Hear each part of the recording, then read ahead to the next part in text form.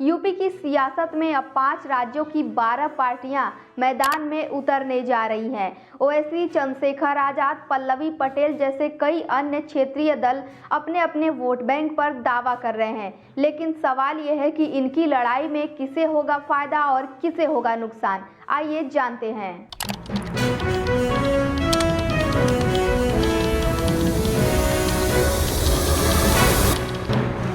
उत्तर प्रदेश की 403 विधानसभा सीटों पर होने वाला 2027 का चुनाव अभी दूर है, लेकिन राजनीतिक हलचल अभी से ही तेज हो गई है। सभी बड़ी पार्टियों के साथ साथ छोटे दल भी चुनावी मैदान में उतरने की तैयारी कर रहे हैं। सूत्रों के अनुसार खबर है कि कई अलग अलग राज्यों से कुल 12 पार्टियां इस बार चुनावी मैदान में उतरने जा रही हैं। कई दल तो सीमित सीटों पर लड़ेंगे, लेकिन उनका असर दर्जनों सीटों पर पड़ सकता है। उत्तर प्रदेश की 403 विधानसभा सीटों पर होने वाले चुनाव में असदुद्दीन ओवैसी, चंद्रशेखर आजाद, पल्लवी पटेल जैसे कई छोटे दलों के नेताओं की सक्रियता से मुख्य विपक्षी समाजवादी पार्टी के पीडीए वोट बैंक में सेंध लगा सकते हैं। हालांकि ये दल सीधे तौर पर बड़ी जीत दर्ज न कर पाए, लेकिन मुस्लिम और दलित बहुल सीटों पर वोटों का बंटवारा कराकर बीजेपी विरोधी वोटों को कमजोर कर सकते हैं। सबसे पहले बात करते हैं असदुद्दीन ओवैसी की। एआईएमआईएम लगातार यूपी में अपना संगठन मजबूत कर रही है। हाल ही में ओवैसी ने समाजवादी पार्टी के साथ गठबंधन की इच्छा भी जताई, लेकिन अगर गठबंधन नहीं होता है तो उनकी पार्टी अलग चुनाव लड़ सकती है। ऐसे में मुस्लिम वोटों के बंटने की चर्चा तेज है। अब बात करते हैं चंद्रशेखर आजाद की। आजाद समाज पार्टी ने भी चुनावी तैयारी तेज कर दी है और उम्मीदवारों की सूची भी जारी करने का सिलसिला शुरू कर दिया है। पार्टी दलित, पिछड़े और युवाओं के बीच अपनी पकड़ मजबूत करने की कोशिश कर रही है। अगर चंद्रशेखर कई सीटों पर मजबूत प्रदर्शन करते हैं तो समाजवादी पार्टी और बीजेपी दोनों के समीकरण प्रभावित हो सकते हैं। अब आते हैं पल्लवी पटेल पर।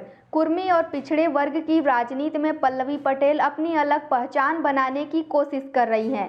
अगर उनका प्रभाव कुछ इलाकों पर पड़ता है तो कई सीटों पर मुकाबला त्रिकोणीय हो सकता है। अब बात करते हैं कि आखिरकार इन छोटे दलों की एंट्री से सबसे ज़्यादा नुकसान किस पार्टी को होगा। तो राजनीतिक विश्लेषकों का मानना है कि इन छोटे दलों की एंट्री से सबसे ज़्यादा नुकसान समाजवादी पार्टी को उठाना पड़ सकता है, क्योंकि उनका लक्षित मतदाता वर्ग दलित, पिछड़े और मुस्लिम है, जो कि मूल रूप से सपा या बसपा का ही कैडर वोट है। हालांकि ओवैसी बार बार यह संकेत दे रहे हैं कि वे विपक्ष को एकजुट करना चाहते हैं, लेकिन अगर तालमेल नहीं बैठा तो त्रिकोणीय या बहुकोणीय मुकाबले में वोटों के बिखराव से सत्ताधारी भारतीय जनता पार्टी को कड़े मुकाबलों में बढ़त मिल सकती है।